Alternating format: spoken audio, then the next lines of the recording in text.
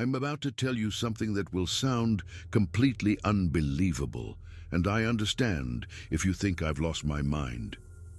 6 months ago, I encountered a Sasquatch in the wilderness of northern Montana. Not just any Sasquatch, but one that possessed the ability to communicate in English. Before you dismiss this entirely and move on to something else, I'm asking you to hear me out completely. What follows is the truth of what happened to me, documented as accurately as my memory allows. I've been living alone in a remote cabin in the Montana wilderness for approximately 8 years now. The property encompasses 52 acres of thick pine and spruce forest, with a medium-sized lake positioned along the western boundary. I purchased this land following the dissolution of my marriage, when I desperately needed distance from civilization and all the complications that came with it. The closest town lies roughly 22 miles away, accessible only by a rough dirt road that becomes practically impassable during heavy rainfall or snowmelt. This isolation suits me perfectly. No neighbors peering over fences, no traffic noise, no obligations to anyone, just myself and the endless expanse of forest. The cabin itself is modest. 3 small rooms, heated by a wood stove I feed constantly during winter, powered by solar panels that struggle to provide electricity. I hunt, fish the lake, and grow vegetables in a garden behind the cabin. This simple lifestyle teaches you to value things most people take for granted.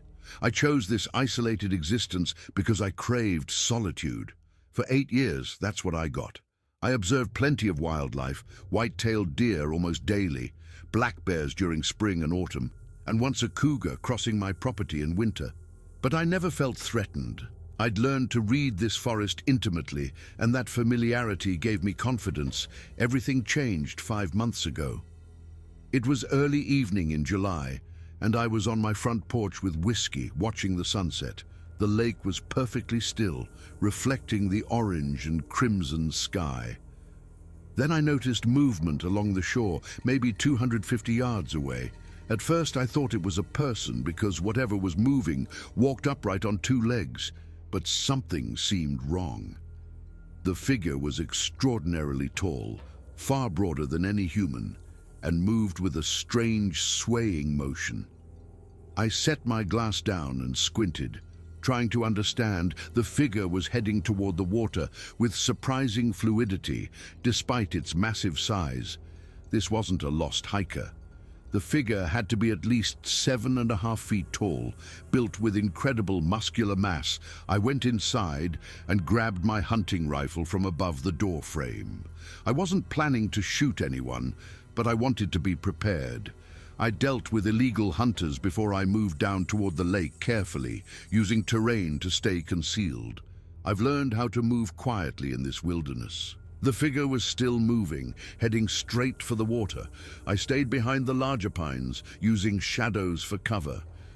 As I got within 80 yards, I could see clearly the figure wasn't wearing clothing. It was covered entirely in dark, reddish-brown hair, thick and matted from head to feet. Its shoulders were impossibly wide, and when it pushed aside a branch, I saw arms like tree trunks, corded with muscle beneath that hair. My heart raced. This wasn't human. This wasn't a bear either. Bears don't walk upright with such stability. This thing moved like it belonged in this forest, like it had been here longer than anyone. The creature reached the shore and stopped. For several seconds it stood motionless, looking across the water. Then it lowered onto one knee, leaned forward, cupped those massive hands together, and scooped water to drink. I was frozen 50 yards away behind a spruce tree. My rifle was in my hands, but I'd forgotten I was holding it. I was too focused on comprehending what I was seeing. This was a Sasquatch, a real living Sasquatch. The creature thousands claimed to have seen, but no one could prove existed, and it was right there, drinking from my lake casually as any deer. Then it spoke. The voice emerged from deep in that massive chest, resonating across the water with impossible depth. 3 words in clear English. Why are you hiding? Every drop of blood drained from my face. The creature hadn't turned around, but somehow it knew exactly where I was. Then 3 more words came. "Come out here!" My mind went blank. Every survival instinct screamed at me to run, but my legs refused to obey. I stood there, rifle trembling in my hands. "Not going to hurt you," the voice said. "Been watching you long time. You live good. Respectful, come talk." I don't know what possessed me, but I stepped out from behind the tree, hands shaking so badly I nearly dropped the rifle. "That's good," the creature said, approval in that deep voice. "Put gun down. Don't need it." I lowered the rifle slowly, set it against the tree trunk. My legs trembled as I walked toward the shore. The creature finally turned its head to look at me directly. Its face was simultaneously ape-like and oddly human, covered in the same dark hair. But the eyes were what stopped me. They were dark, deeply intelligent, showing unmistakable awareness and understanding. This wasn't an animal. This was something far more complex. The creature gestured toward a fallen log near the water. "Sit," it said simply. I sat on the fallen log, the wood rough under my hands, grounding me in this surreal moment. The creature lowered itself about 10 feet away, and even sitting, its head was level with mine standing. The scale was overwhelming. "You're real," I whispered. "I'm real," the creature confirmed. "You real too. We both real, both here." Its speech was strange, dropping articles and pronouns, but perfectly clear and intelligent. "You can talk," I said. "I can talk," it agreed. "My family, we learn your language long time ago, useful for understanding humans, knowing what you do where you go. Helps us stay safe, stay hidden." The creature crossed its enormous legs. "Your people talk loud, always talking. We listen, we learn." I had 1,000 questions, but the creature held up one hand. "I know you have questions, I answer some, not all. Some things not for you to know, not yet, maybe never." Its dark eyes studied me carefully. "But you different from most humans. I watch you 8 winters now. You respect forest. You take only what you need. You don't waste, don't destroy. You good neighbor, even though you don't know we here." Over the next hour, as the sun set completely and darkness settled in, the creature explained things to me. It told me its kind had lived in these forests for thousands of years, long before humans arrived. They'd learned to avoid contact, to remain hidden because humans were dangerous when frightened. "Your people kill what they don't understand," the creature said matter-of-factly. "We understand this. We stay hidden, stay safe. But I watch you long time, 8 winters. You different. You respect forest. You take only what you need. You don't waste, you don't destroy. You good neighbor, even though you don't know we here." Over the following months, the creature visited regularly, sometimes once a week, sometimes not for several weeks. It always came at dusk, always approached openly. We would sit by the lake and talk. The creature taught me things about the forest I'd never understood, despite living here 8 years. It showed me which plants had medicinal properties, how to read animal signs that indicated weather changes, explained the forest's rhythms and interconnected patterns. "Everything connected," the creature explained one evening as the sun set behind the mountains. "Tree, deer, water, rock, you, me. All one thing, all part of same system. Humans forget this. Think you separate from nature, think you special, above it, but you not. You part of it, same as everything else. When you hurt forest, you hurt yourself. Circle, always complete." The creature told me about its family, speaking with obvious affection. They lived deeper in the wilderness, in places humans couldn't reach. "I leave them for time," it explained. "Young ones do this. We explore, learn, understand the changing world, need to know what happens beyond our territory."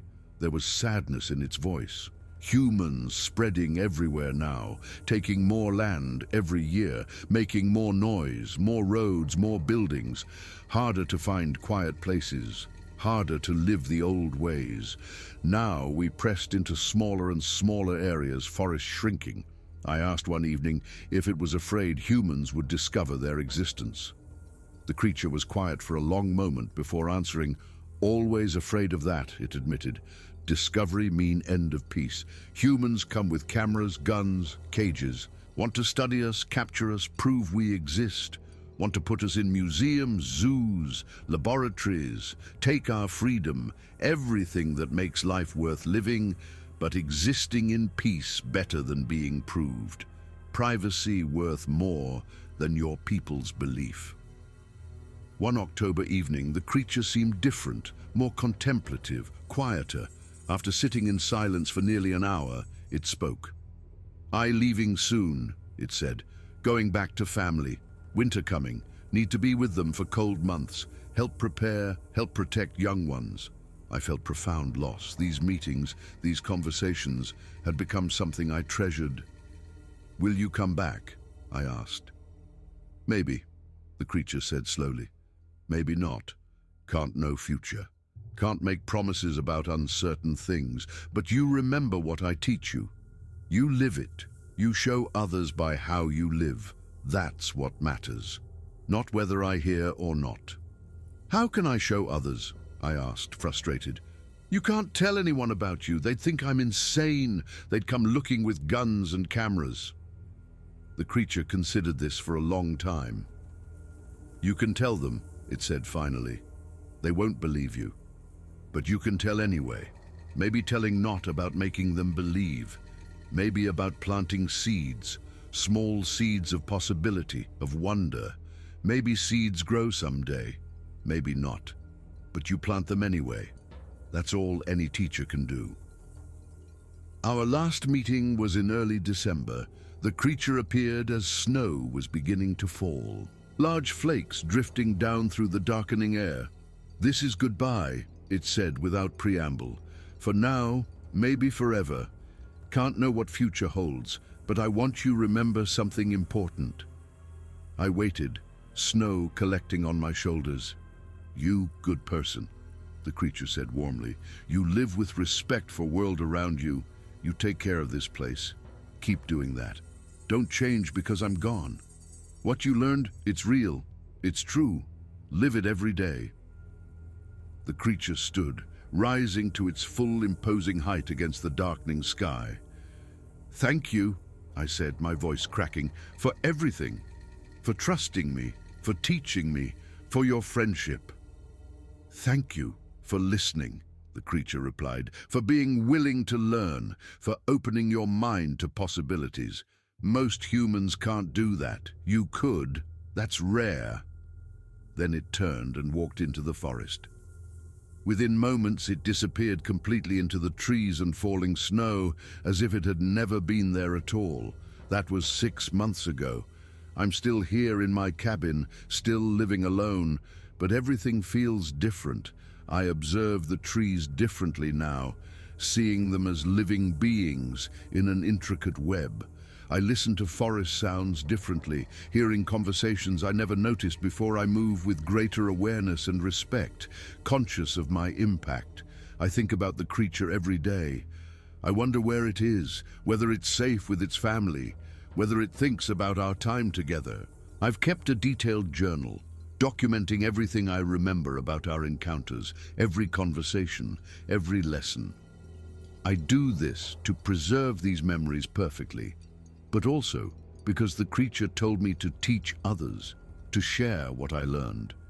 This journal is my attempt to honor that promise. I don't know if anyone will believe this. I expect most people will dismiss it entirely, assume I've fabricated it, or that isolation has damaged my mind. I don't have photographs or video evidence. I never thought to bring my camera, and even if I had, it felt profoundly wrong, like a violation of trust. The creature had shared so much, made itself vulnerable by revealing its existence, trusted me with knowledge kept hidden for generations. Documenting it felt like betrayal. But I have the memories. I have the lessons integrated into how I live each day. I have the fundamental changes in how I perceive the world. Sometimes during quiet evenings on my porch watching the sunset, I think I detect movement in the trees.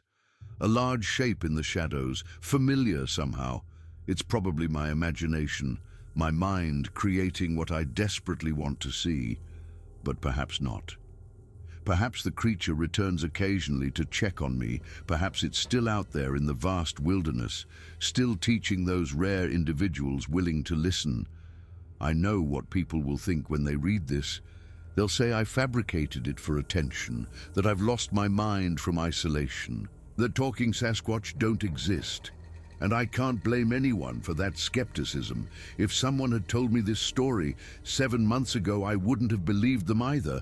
But I know what I experienced. I know what I saw, what I heard, what I learned. The creature was real, its intelligence was real, the friendship we developed was real, and perhaps that's the most important lesson. Reality is far stranger and more wonderful than we typically believe. We think we understand the world completely, think we've explained everything, but we haven't. There are beings living in these forests that we don't understand, beings that exist outside our neat taxonomies and explanations. The creature wasn't a monster or a missing link, just a conscious being living its life, following ancient wisdom, who chose to teach me and transformed everything I understood about the world. I can't prove any of this occurred. I don't have evidence for scientists or skeptics. All I have is my story, my memories, and the profound changes in how I perceive nature. But that's enough for me. And if even one person reads this and begins questioning their assumptions about nature, about connection, about our relationship with the web of life, then perhaps the creature's lessons will continue spreading outward. The creature taught me that everything is connected, that nothing truly ends. Energy transforms, continues the eternal cycle. Perhaps that's true for relationships as well. Perhaps the bond I formed with the creature continues, invisible but real, connecting me to something far larger than myself. Whether you believe my story or not, whether you think the creature was real or just a product of isolation doesn't matter. What matters are the lessons themselves, the truths about connection, balance, and living harmoniously with nature instead of dominating it. Those lessons are real and valid, regardless of their source. Even if you doubt the teacher existed, the teachings have value. Truth remains true whether you believe its origin or not. If you're ever in the woods and feel like you're being watched, if you hear unexplained sounds or see movement that doesn't make sense, don't be afraid. Perhaps it's imagination, or perhaps it's something ancient and wise that's existed here far longer than humans. And perhaps, if you're fortunate, it will choose to teach you something as well. The creature changed my life irrevocably. It showed me a different way of seeing, of being, of existing in relationship with the natural world. Now I'm passing that forward to you. That's what the creature wanted. That's what I promised to do. The rest is up to you now. If you're ever in the woods and feel like you're being watched, if you hear unexplained sounds or see movement that doesn't make sense, don't be afraid. Perhaps it's just imagination. Or perhaps it's something ancient and wise that's existed here far longer than humans. And perhaps, if you're fortunate, it will choose to teach you something as well. The creature changed my life irrevocably. It showed me a different way of seeing, of being, of existing in relationship with the natural world. Now I'm passing that forward to you. That's what the creature wanted. That's what I promised to do. The rest is up to you now.